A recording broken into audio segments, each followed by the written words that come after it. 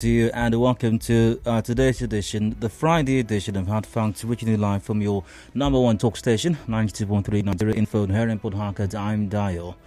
Let's talk. From now till 7, discussions are on, and you're welcome to join in as usual via the platforms available provided for that. You can do so. We're streaming live on facebook.com / Nigeria Info PH. That's live on facebook.com / Nigeria Info PH, or Twitter at Nigeria PH, Twitter at Nigeria Info PH.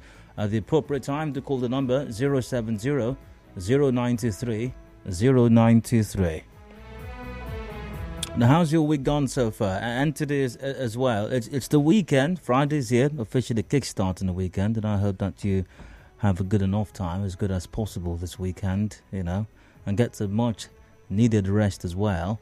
And while you're doing that, you're pondering the elections, pondering the general elections coming up in a few weeks from now. February 25, is it 25? I think it's 25. February 25, March 11, dates for the general elections, Presidential National Assembly, governorship and state houses of assembly as well. Every one of these elections are crucially, extremely important. You can only have accountability in the presidency if you have a functional National Assembly. You can only have responsive and responsible governors if state houses of assembly are not houseboys to the governors. All right, so take them all seriously, by the way, and vote wisely as well. Vote wisely. Now, yesterday on the show, I remember this just a few minutes ago. I said that I was going to create responses there for some interesting responses. What Eva is going to do in these elections? Let's hear from you. I'll get your thoughts on that via WhatsApp on 0809 030 6416. That's 0809 06416. And BVAS, by the way, is the bimodal voter accreditation system. The bimodal voter accreditation system, BVAS, and that is the electronic device designed to read permanent voter cards and authenticate voters on election day at the various polling units across the country. So once again, what is BVAS going to do in these elections? You've had about 24 hours to think about it. Let's get those interesting responses now. What is BVAS going to do? Once again, via WhatsApp on 0809 030 6416. And I don't mean what is BVAS going to do technically. Read that out literally. Okay, once again, BVAS is it's designed scientifically or logically. What else is it going to do as far as these are concerned? So, let's move on to the response. I've site coming up shortly. Yeah, I do. Random stories and on them. They're not to be discussed now. Much less during the in-season segment after the CPA major news. I'll take your thoughts on all the other matters on the show as well during the open season segment. And after the segment of the round coming up, my thoughts on some major issue that very much that you'll take a mind to for. Now, 4 o'clock, we've got business news coming up. After that, let's see, varsities shut down for elections. Yep, universities are shutting down for elections. If information reaching us is anything to go by, got a story on that here somewhere. Just a moment while I whip that up. Oh, here it is, from the Punch newspaper. Polls VCs are sued as FG shuts varsities. The Academic Staff Union of Universities has condemned the to the Committee of Vice Chancellors of Nigerian Universities. I take this direct in a letter on Tuesday at the Vice Chancellors of Universities and Directors of Inter-University Centres. The Commission noted that the threat was based on the instruction of the Minister of Education, Adamu. However, in an interview with the Punch, National President ASU, Professor Emmanuel Oshodeke, explained that universities had never been shut down because of elections, saying that the closure and opening of universities was the prerogative of universities' senates. He said, quote, Vice Chancellors do not have the right to close universities. It is purely the prerogative of the university senate to either open reason however clear so wrong either direction either punch hearing the situation in the 4 o'clock hour. I'll be asking you at that time, should universities or should tertiary institutions be shut for the elections? I will Dr. Osborne some of the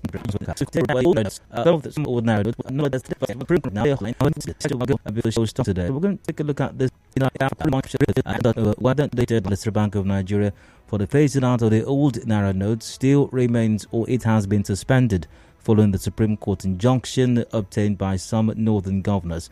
The Supreme Court had on Wednesday ruled that the deadline should be suspended pending the determination of the case brought before it by the governors of Kaduna, Kogi and Zamfara states.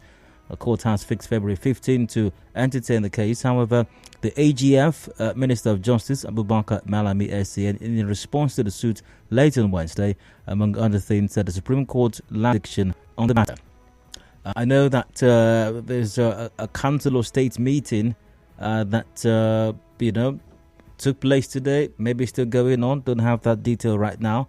And I imagine that the Naira redesign, the deadline, or the elections are some of the things that are to be discussed, or that will be or have been discussed at the Council of State meeting. Former President Obasanjo, Goodluck Jonathan, former heads of state, Abdul Salami, CBN Governor Emefiele, security chiefs, some governors and other notable persons, secretary to the government, who are all in attendance. Possibly before the end of today, we might get some announcement from the federal government, maybe the CBN, but at the moment, there's still some uncertainty in the air. But we'll discuss this situation in the 5 o'clock hour, and I'll be asking you, how is the Naira deadline confusion affecting the economy? How is it affecting your economy? How is it affecting commerce? Is that having any effect at all? We'll look at this in the 5 o'clock hour. We'll also be joined by Michael Oga, his CEO, Sitiamo Technology Limited Micro Lending Institution. We'll just have him on the show by 5 o'clock after the updates. Headlines 5:30 p.m. The major news comes up top of the hour at 6. A review of all of these issues afterwards till about 7 o'clock when the show comes to an end. The sports gang are in by 7 for extra time. So there you have it. That's what today's show looks like. And you're welcome to join me once again live on Facebook and Twitter at Nigerians for PH. Also check out our YouTube page, Nigerians for PH, and remember to like and follow these pages as appropriate. So, let's see. Let's get things going now with today's side comments. Yep, side comments, random stories, and random thoughts of mine on these random stories. Now, DG of the PDP Presidential Campaign Council in Rivers State, Abiy Sekebo, has alleged that he was attacked by policemen attached to the Rivers State Governor, Nyesom Wike, in Rainbow Town in the Madiama, Port Harcourt City local government area last night. Dr. Sekebo at a media briefing at his residence said he received a call at about 11:30 p.m. that the proposed venue for the PDP presidential campaign rally was on fire. He further alleged that he was shot at while on his way to the barricade the road. Let's listen to what he had to say to our correspondent. Do I have that? Oh, just a moment. I think I made a slight error.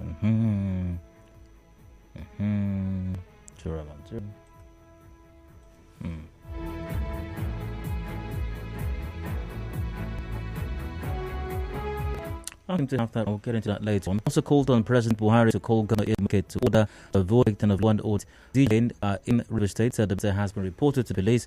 He, however, called on the IG police to call his men attached to the governor. The respondent reports that he said will respond after an investigation by the police. Meanwhile, the spokesperson of the Rivers State Police Command, Grace Iringa Koko, is yet to respond to the allegation despite calls put across to her.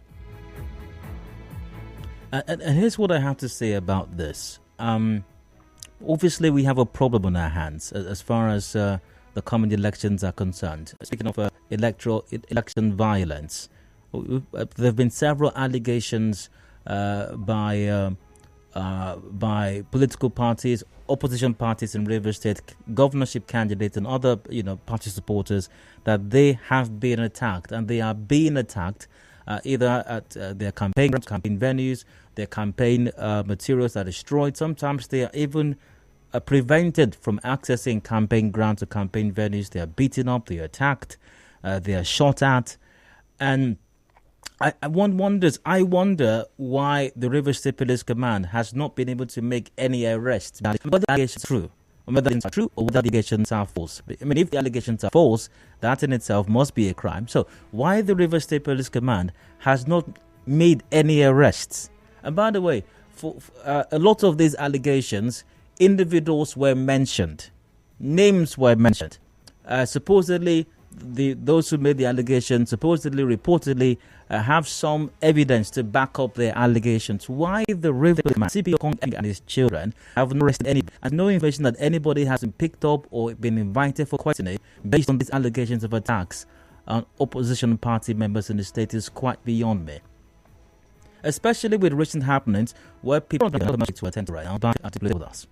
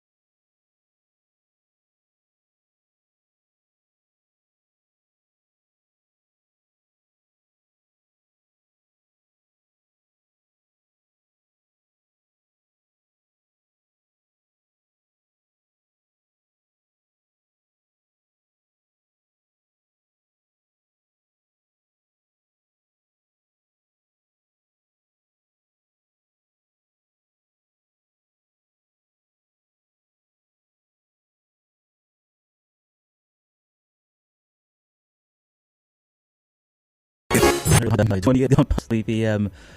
welcome to the show. Pardon me, I couldn't help but laugh just now. Some of the responses I'm already getting from the question I asked earlier, what is vows going to do in these elections? And I will get to those responses shortly, some really interesting ones. Send yours in also via WhatsApp on 0809 030 6416. Okay, yes, we can remember Madima at Harcourt last night. He said that he received a call that the presidential campaign rally was on fire. Said it was attacked by policemen attached to the governor, that he was shot at. Our reporter reports that the bulletproof vehicle has bullet holes, cracked windshield, damaged tires. The police are yet to respond to this. But I'm asking once again, recently, possibly, and the foreign remanded Custodial Center by the magistrate court, I think, to be there till after the general elections. And they were tagged cultists, charged with unlawful gathering and all that. And reportedly, I had the one of the spokesperson, the PDP Presidential Campaign Council in the studio, Dr. Lelunu Wibubasa, here a couple of days ago, and he said that he identified that the members of a particular support group, and that the meeting did not even hold. The police had barricaded the venue of the meeting before they got there, and they simply asked people, and this is according to Dr. Wibubasa, they will simply ask you, why are you here? If you identify that you're there for the meeting, you were simply thrown into a vehicle, and they were whisked away. yet, and by the way, if they are guilty, my job is not to determine they are guilty or innocent. Let justice take its course and due process be followed and all that. But once again, in spite of all of these allegations of opposition party members and candidates being attacked, not one person has been arrested. The Rivers State Police Command has not stormed anywhere. They haven't received any intelligence reports. Even though allegations have been made, people have been mentioned, individuals have been fingered. There are videos of these attacks. The Rivers State Police Command has not stormed anywhere yet, to pick up anybody, to charge anybody for these attacks. Even though when these attacks take place many times, police officers are present there. I've seen some of the videos. Police officers are present when these attacks take place. Yet nobody's been arrested. The police has not stormed anywhere. They haven't picked up anybody. They haven't charged anybody to court. It's quite disturbing. So CP Okong Effiong, one wonders really. One can't help but wonder. But you have a great responsibility on your shoulders, and history will remember how you deal with this situation. History will definitely remember how you deal with this. Let's see. What has caught my attention as I checked out the news today? Let's see. Let's got to do this real quick.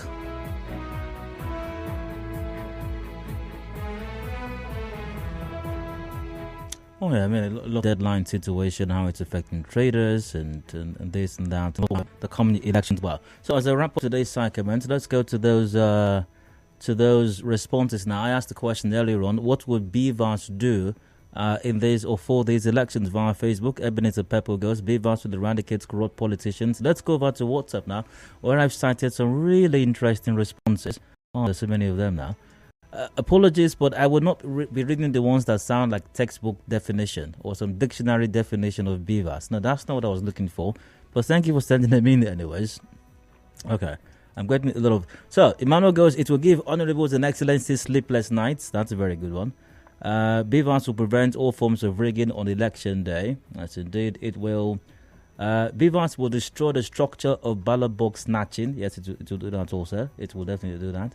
Good afternoon, Dial. BVAS will give some politicians heart attack and send them to the hospital, but they will live to see how the narrative will be changed. That's from Dave. Yes, Dave, that's very good. They will not die. They will live. They will definitely live to see. Yes, it is. BVAS will expose those that are on ground and those who are not. That's from Rosie. Good day, Dial. BVAS is making our honorables sweat and they're gaffing up and down like Chelsea Football Club. That's from Moses. Oh yes, they are. Oh, they definitely are. Good afternoon. It's going to stop or reduce ballot box snatching, making our on-ground structured honorables not being able to rig the election this time around. That's Kalu from Woji. Yes. Good day. BVAS is change the change. That's from Morgan. BVAS will shock the excellencies and their on-groundness. Their face cap structures cannot run away with ballot boxes again. As Joseph from Andone. BVAS will create an automatic high-voltage electric shock on all the ballot boxes that no thug would be able to touch, let alone hijack them. That's Colin from Uniport. Okay. BVAS... okay, let's moving on.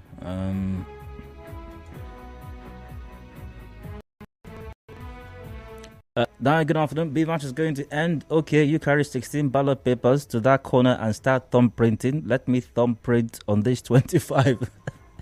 That's Mike from Dai. Yeah. BVAS will wear jeans. They have not done one scene.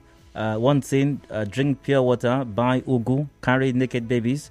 BVAS will call the international communities, eat corn at the roadside, and BVAS will be town hall different from other town halls. So that's from Romeo. Aha.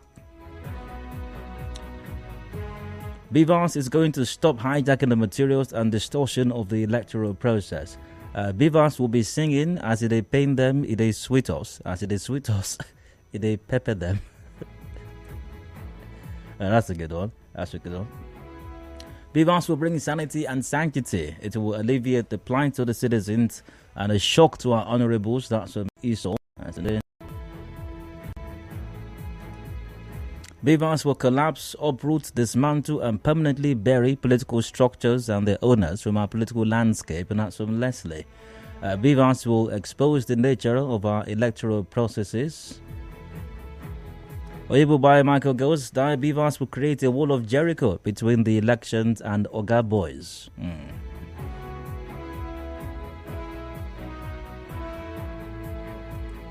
BVAS will stop ungroundedness and give us the real honorables, the Nasamani. BVAS will remove all our jeans on election on election day. Politicians will wear native on election day instead of jeans. That's Samuel from Rukboko. BVAS will retire a lot of politicians. That's from Jimmy. BVAS will be shouting Choi. I mean, pointing somewhere. That's a good one. That's a good one.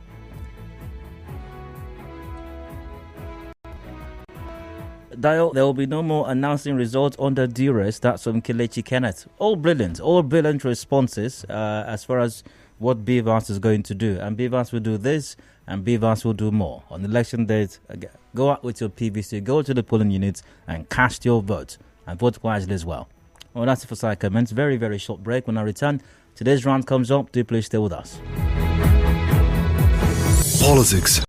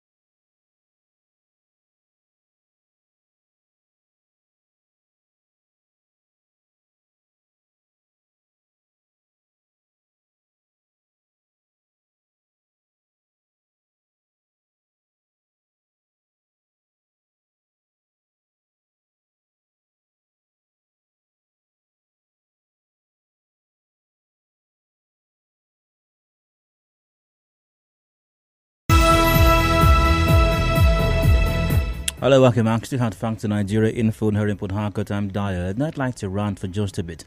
I've got something in my mind. I'd like to express some thoughts on it, and you're very welcome to express your thoughts and mine all the way till 4 p.m.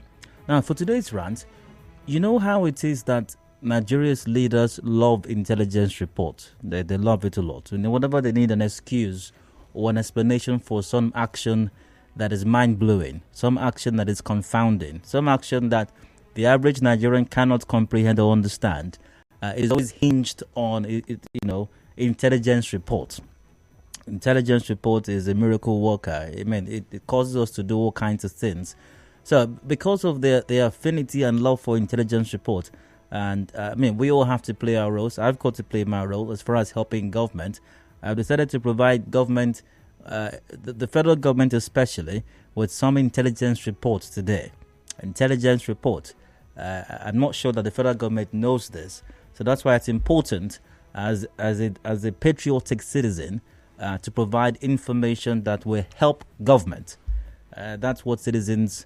It's a responsibility that every citizen has. So I'm playing my role as a citizen.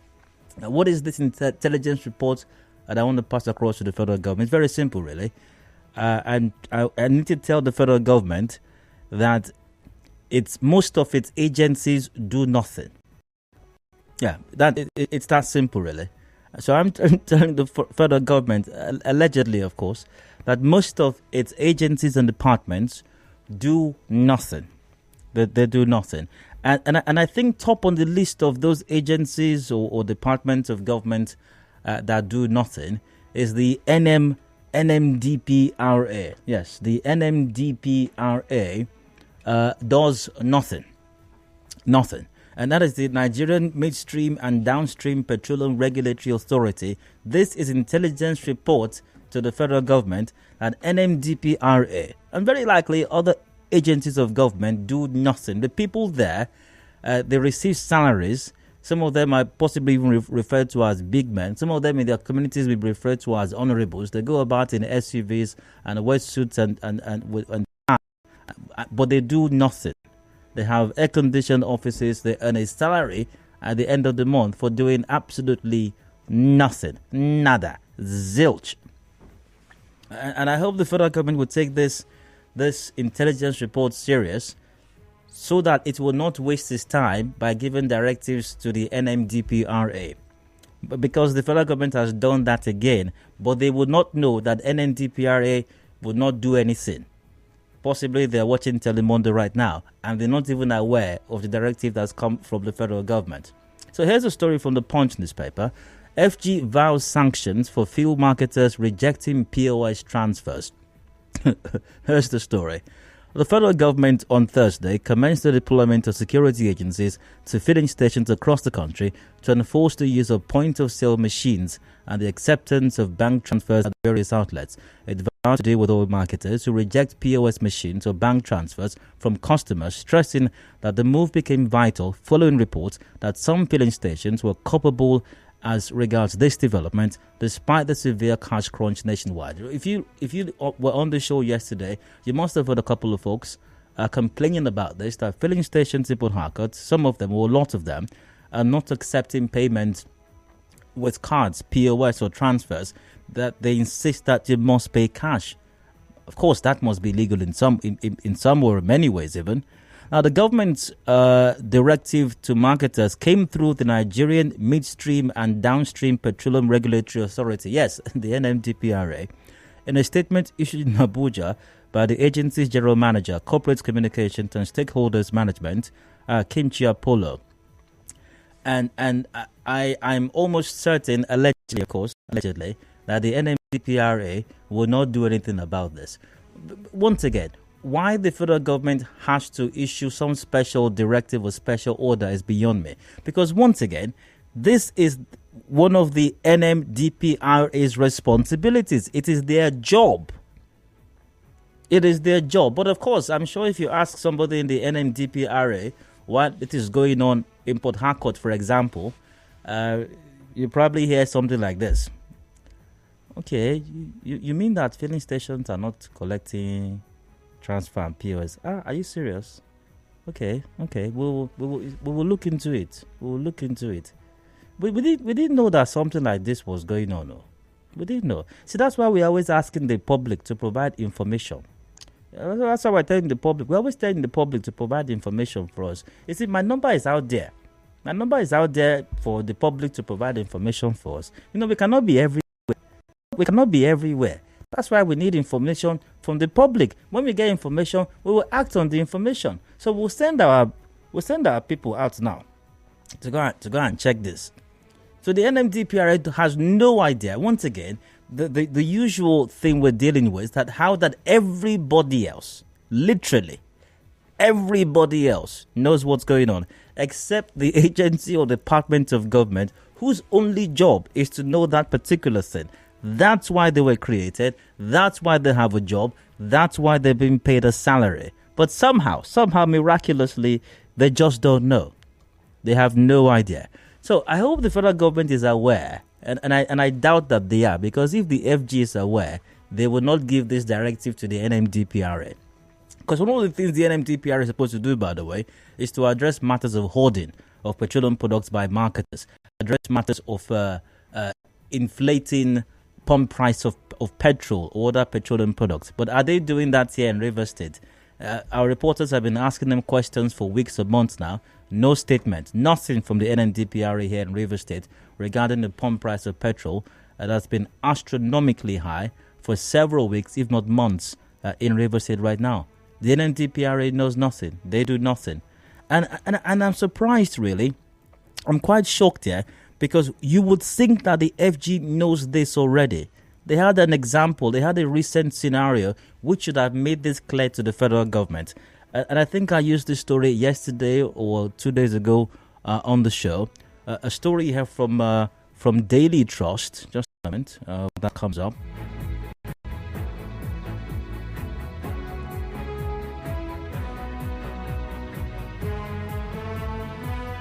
So there was a story from the Daily Trust recently, something about, here it is, petrol filling stations. They did that again. Another mistake. Meanwhile, Minister of State Petroleum Resources, Timmy Silva, he was saying this to newsmen, and he said, and I'm quoting the minister right now, saying, we have reports of profiteering by marketers, and I've directed Nigerian Midstream and Downstream Petroleum Regulatory Authority, NMDPRA, to sanction anybody who profiteers in this kind of situation. I mean, we cannot stand by and watch our citizens being exploited by marketers. But of course, I've given that directive, and I don't know if it has not taken effect. I don't know the details of how far that directive has been carried out. Minister, let me help you. NMDPRA has done nothing. They do nothing. Back to the minister's quote. But I'm going to still further give that directive if that is still the situation. But we are definitely not paying a blind eye at all. So even the minister himself, Minister of State, does not know if NMDPRA carries out the directives that he has issued. But let me help the minister and the federal government by extension. NMDPRA has not carried out any of these. Very likely, allegedly, NMDPRA will not carry out any of these directives or orders, whether regarding pump price of petrol.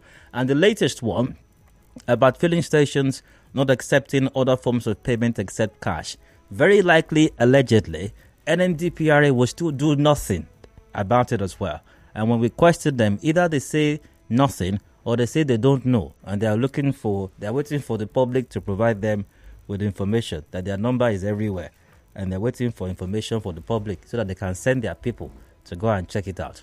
So, just trying to help the federal government as a patriotic citizen to let them know that agencies of government, especially the NMDPRA, they do nothing and they will do nothing, allegedly.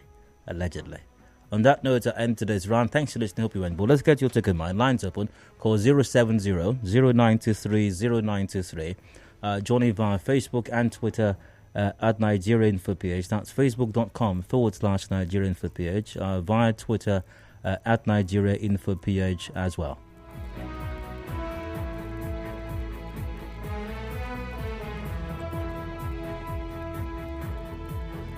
Once again, number to call 070-0923-0923.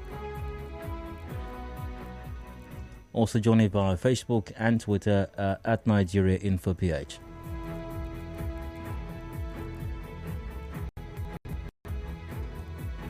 I've got some comments here. I'll get to those in a bit. Hello, hard fact to welcome. Please go on. Oh, good evening. Hi, go ahead. Oh, good evening. Go ahead. Okay, come with Michael from Brooklyn. So we have said this over and over again. People saddled with responsibility to know. They never know. Now that they've given them directive, they will not do anything. But I'm taking this another angle. Why we are having scarcity of money, scarcity of wealth, is because it is scarce. If I can remember early November last year, there was no queue. We are buying fuel about 179 on filling station. So there is an issue. There is a bridge. There is a scarce, and if you don't address it, for me, I think that's what the pump price. Pardon me. The pump price of petrol or the scarcity of the naira notes right now is, I mean, with respect to you, is not relevant to this situation. People want to pay for petrol, whether naira is available or not. Does not affect their ability to use their ATM cards or their debit cards or credit cards to pay via a POS. So the petrol not being available, the pump price of petrol or naira being scarce really has nothing to do with that. Insisting on one mode of payment is the issue now, Anyways, still 070-0923-0923. Di, good evening. Thank you for your efforts to enlighten Nigerians via your rant. While various agents of government don't do their job, beats my imagination. It looks like organized crime against Nigerian people. AJM sent that. Di, your report is dead on arrival. You're giving intelligence. Okay, I'll come back to that shortly. Hello, hard fact to welcome. Please go on. Hello, Di, good evening. All right, go ahead. Di, are you blaming the POS or the fuel attendant, the system is not working. It's not working. You use your POS to pay, they debit you, No, hold on. That is not the reason the filling stations are doing this. I mean, this argument doesn't hold any water. That is the reason. The one that told me, they say, "Okay, if you pay, you no go see a lot." That is not the reason. That is not the reason. That is not the reason. You're trying to. You're trying. Which there's nothing intelligent about this, really. I'm just telling you. This I have transferred money from my credit card to somebody. He has not seen it. The system is not working. With due respect to you, there's nothing intelligent about that. That's not the reason the filling stations are doing this. They are waiting for us to give an intelligent report. We are giving them the intelligent report now. Information. They are not aware. This one is not intelligence report, really. That's not the reason. The reason they are doing that is sometimes you will find the POS person sitting close by, and as a caller mentioned yesterday as well, they told him to come back at night to buy the money back. That's why they're doing this. That's why they're doing it. They're trying to profit off it some way or another. It's not because there might be some problems with connectivity. I mean, if the POS is not working, that's different. But when you insist that people must pay in a certain way, then there's something else that's fueling that. It has nothing to do with connectivity or network. Hello, Hard Factor, welcome. Please go on. I'm Michael calling from Bukana. Go on, please. The responsibilities to be directed by federal government to do something about it. Very likely, allegedly, of course, will do nothing about the situation.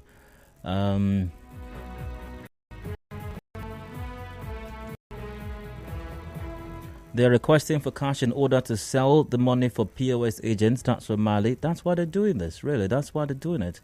Hello, Hard Factor, welcome. Please go on. 9213. Good afternoon, Dayo. All right, go ahead. So, my name is Luza, calling from NT. The truth of the matter is this, Dayo. Sometimes we make things difficult for ourselves as Nigerians. A lot of filling stations, whenever I go to get fuel, say their POS is not working.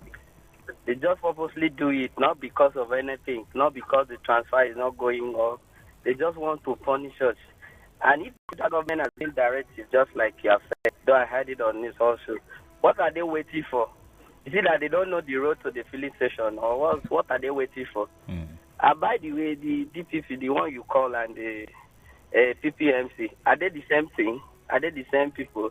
Because I know before now they used to move around where in those days where fuel are selling the NMDPRA is a former DPR. DPR is now pardon me, but I have to go on a commercial break now. Return shortly.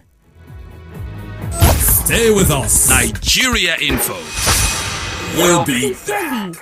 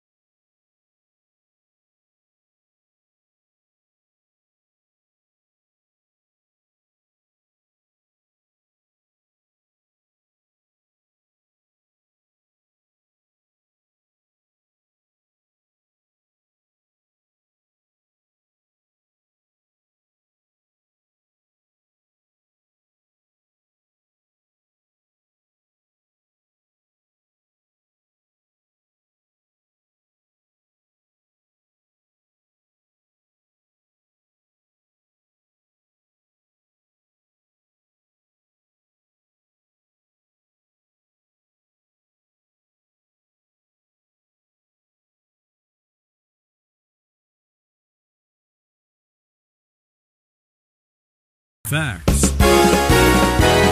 Hard facts with Diode. Hello, welcome back to Hard Facts in Nigeria Info here in Port Harcourt. I'm Di. We've got about 3 minutes to go to 4 p.m. Business News is up at 4. Still taking your responses to my rant.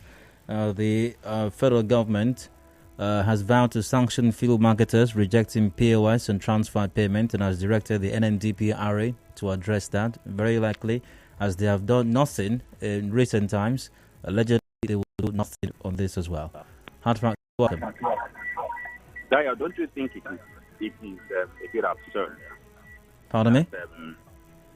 Minister of State gives the directive, and he doesn't know that the directive has been implemented, whether the directive has been implemented.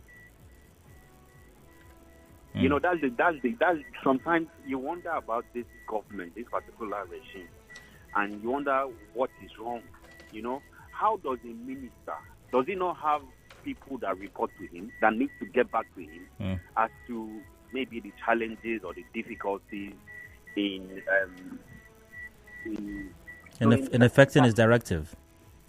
Setting the directive, you know, does he just set the directive and just keep it like that?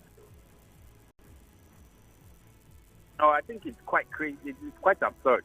I don't want to, but it's just crazy.